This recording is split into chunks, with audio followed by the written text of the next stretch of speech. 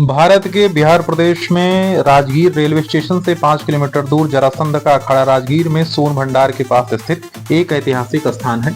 यह राजगीर के ऐतिहासिक स्थानों में से एक है और राजगीर के दर्शनीय स्थलों में से एक है। जरासंध अखाड़ा, जिसे रणभूमि के नाम से जाना जाता है, जिसका शाब्दिक अर्थ युद्ध क्षेत्र भी है, वैभवगिरी पहाड़ी के पास स्थित यह वह स्थान है जहां पर जरासंध उसकी सेना द्वारा मार्शल आर्ट का अभ्यास किया जाता था। वह उस समय भगवान कृष्ण के विरोधी सभी राजाओं और योद्धाओं को एकजुट करते थे और उन्हें यहाँ प्रशिक्षित करते थे। इसके अलावा जरासंध का अखाड़ा वह स्थान था जहाँ भीम और जरासंध के बीच महाकाव्य युद्ध हुआ। पौराणिक कथा के अनुसार जरासंध ने देवी चंडी को प्रसन्न करने के लिए एक यज्ञ आयोजित करने की योजना बनाई। इस यज्ञ के लिए उसने 95 राजाओं को कैद कर लिया और 5 और राजाओं की आवश्यकता थी, जिसके बाद वह सभी 100 राजाओं की बलि देकर यज्ञ करने की योजना बना रहा था। जरासंध ने सोचा कि यह यज्ञ उसे शक्तिशाली यादव सेना पर विजय दिलाएगा। जरासंध द्वारा पकड़े गए राजाओं ने उन्हें जरासंध से बचाने के लिए कृष्ण को एक गुप्त संदेश लिखा।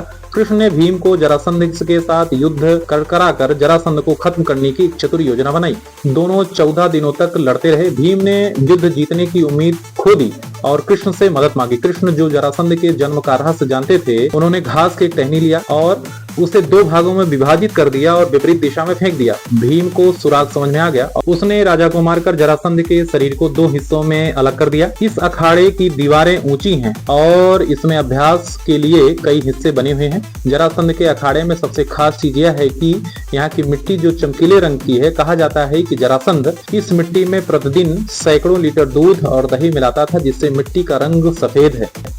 नाम क्या है आपका? विनोद कुमार। विनोद जी, क्या कहना चाहोगे? ये जो जगह है, ये जरासंध का अखाड़ा बताया जाता है। हाँ, बताया जाता है। लोग कहते आ रहे हैं कि ये जरासंध का अखाड़ा हुआ। अच्छा विनोद जी, अगर बात करें तो हम लोग जरासंध के अखाड़ा के मेन जगह पे खड़े हैं। यहाँ का क्या इतिहास रहा है? अगर हमारे जो पौराणिक कथाएं उसमें क्या है इसका वो? अरे लोग पूर्वजे लोग हाँ सूर्य से बोलते आ रहे कि ये अखाड़ा था उस टाइम। अच्छा, इसी मिट्टी में दूध हल्दी से पटाया जाता।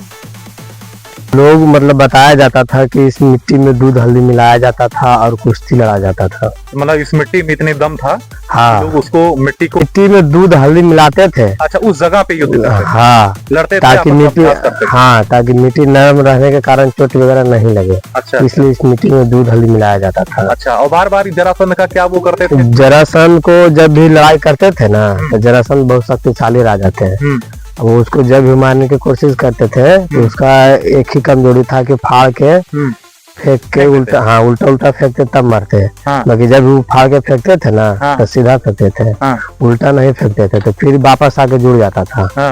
ये राज सिर्फ पता था भगवान कृष्ण को। अच्छा, तो वही कृष्ण भगवान बताए कि चीर के उल्टा फेंकिए, उतरे दक्षिण फेंकिए, उल्टा फेंकिए, तब उनका वध होगा। ऐसे उनका वध नहीं होगा। अच्छा, वही ये जगह है कि यहाँ पे लड़ाई हुआ और जरासंध को वध किए।